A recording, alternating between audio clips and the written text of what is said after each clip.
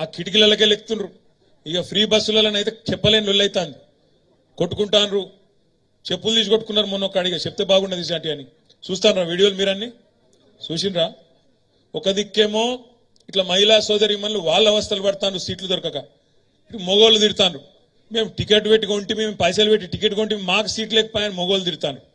ఇక్కడ మహిళలు తిడతాను, అవగాహన లేకుండా ఆలోచన లేకుండా ఎక్కుండ్రి అని ఎక్కిపిస్తాను. అందులోనేమో సీటు దిక్కులేదు, 50 మంది కూర్చునే బస్సులో 150 మంది కూర్చుంటారు. ఇదేం పరిస్థితి అని చెప్పి మహిళలు బాధపడతారు. బస్సు నడిపేటోళ్ళు ఉంటారు, డ్రైవర్లు కండక్టర్లు, వాళ్ళు. ఇంకో దిక్కు ఈ ఆర్టీసీకి అద్దెకిచ్చేటోళ్ళు ఉంటారు, బస్సులు హైర్ బస్సులు ఇచ్చేటోళ్ళు, వాళ్ళు బాధపడతారు. 50 మంది ఎక్కితేనేమో డీజిల్ తక్కువ కాలుతుంది, 100 మంది ఎక్కితే ఎక్కువ కాలుతుంది కదా. వాళ్ళు హైర్ బస్సులు పోయి మొన్న పొన్నం ప్రభాకర్ అన్నకు అదేవిధంగా అక్కడ ఆర్టీసీ ఎండి గారికి చెప్పుకున్నారు, అయ్యా ఇట్లయితే నడవది, మీరు మా రేటు పెంచాలే, లేకపోతే మా బస్సులు కూడా తీసేస్తాం పెట్టమని వాళ్ళు అంటాను. ఇవతల ఆటో వాళ్ళు లబోదిబోమని వీళ్ళు అంటాను. నిన్న తమ్ముడు రమేష్ చెప్పిండు నాకు, అన్నా వీళ్ళు అన్నారు మేము ఆటో డ్రైవర్ అని ఆదుకుంటామన్నారు, నెలకు 1000 రూపాయలు ఇస్తామన్నారు. నెలకు 1000 రూపాయలు సరిపోదన్నా, నెలకు 10,000 రూపాయలు ఇచ్చినట్టు చేయండి, జర గట్టిగా మాట్లాడండి ప్రభుత్వం తరఫున, మీరు ప్రభుత్వంతోని అని కూడా ఆ తమ్ముడు మాట్లాడిండు. సరే 10,000 ఇస్తారా, 5,000 ఇస్తారా, ఎన్ని ఇస్తారో ఈ ప్రభుత్వాన్ని నేను రిక్వెస్ట్ చేస్తా ఉన్నా, డిమాండ్ చేస్తా ఉన్నా. మీరు ఆ మహిళా సోదరి మనల కోసం పెట్టిన బస్సును స్వాగతిస్తున్నాం, తప్పులేదు, కానీ బస్సుల సంఖ్య కూడా పెంచండి, మహిళలకు కూడా ఇబ్బంది పెట్టకండి, డ్రైవర్లు కండక్టర్లను కూడా ఇబ్బంది పెట్టకండి.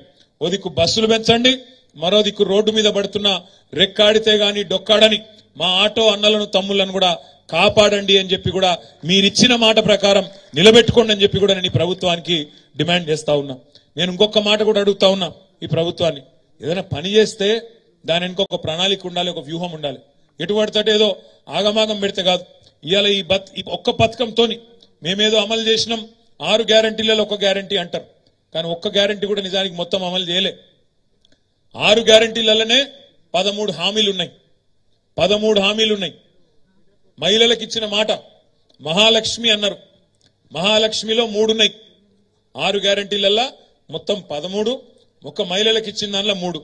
మహాలక్ష్మిల నెలకు ప్రతి మహిళకు ఎంత ఇస్తా అన్నారు? 2,500 ఇస్తా అన్నారు. 500 రూపాయలకే సిలిండర్ ఇస్తా అన్నారు. మూడోది ఫ్రీ బస్ అన్నారు. అట్లా మొత్తం 6 గ్యారంటీలల్లా 13 హామీలు ఉన్నాయి.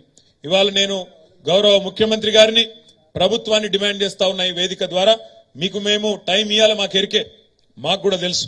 మాకు మా నాయకుడు కేసీఆర్ గారు చెప్పినారు, ఈ ప్రభుత్వం కొత్త ప్రభుత్వం, మనం కూడా టైం ఇవ్వాలి, 100 రోజులు ఓపిక పట్టాలి, తొందర పడద్దు.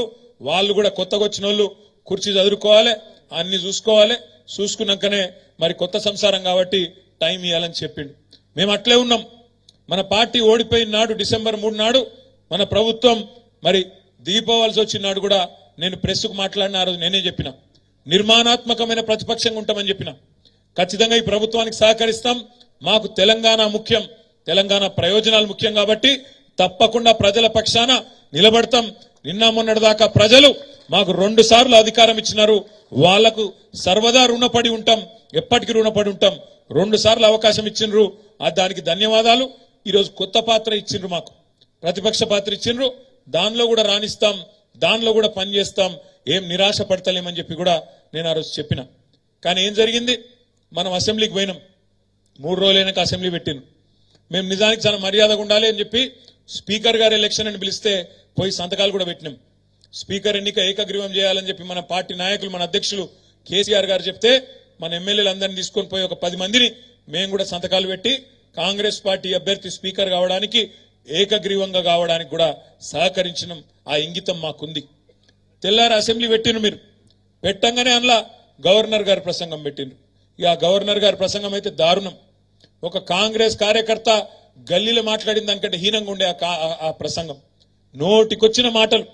10 ఏళ్లు కేసీఆర్ మొత్తం ఖరాబ్ చేసిండు, తెలంగాణను నాశనం బట్టి ఇచ్చిండు, అప్పుల పాలు చేసిండు, రాష్ట్రం దివాలా తీసిండు అని దివాలా కోరు మాటలు మాట్లాడితే ఆ రోజు కడుపు మండి అసెంబ్లీలో మీ బిడ్డగా, సిరిసిల్ల ప్రజాప్రతినిధిగా అసెంబ్లీలో ఆ రోజు ప్రభుత్వానికి చెప్పిన, నేను 10 ఏళ్లలో ఏం జరిగిందో చెప్పిన.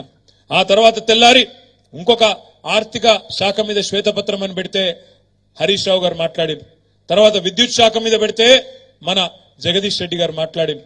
3 రోజులు అసెంబ్లీ నడిస్తే 3 రోజులు మన పార్టీ తరఫున మనం కూడా సమాధానం చెప్పినాం. మంచిగానే సమాధానం చెప్పినామా? మంచిగానే చెప్పినామా లేదా? పెట్టినాం. మరి మీరు ఒక్కసారి ఆలోచించుండ్రి, కేసీఆర్ గారు పంపిన 3 సైనికులే గట్ల మాట్లాడితే కేసీఆర్ వస్తే ఎట్లుంటుందో ఒక్కసారి ఆలోచన చేయండి అసెంబ్లీకి. ఎందుకు చెప్తున్నా అంటే పాపం ముఖ్యమంత్రి గారు బాధ చెప్పుకుంటాడు మొన్న ఏదో ఇంటర్వ్యూలో, టీవీ ఇంటర్వ్యూలో. అరే నేను కొత్తగా వచ్చినా కూర్చున్నా, ఇక కుర్చీ చదువుకోలేదు చక్కగా, కుర్చీ అటు ఇటు చూసే లోపలనే బావబామ్మర్తులు ఇద్దరు వచ్చి అటోషే ఇటోషే వాయిస్తాండ్రు అని చెప్పుకుంటాడు పాపం బాధ.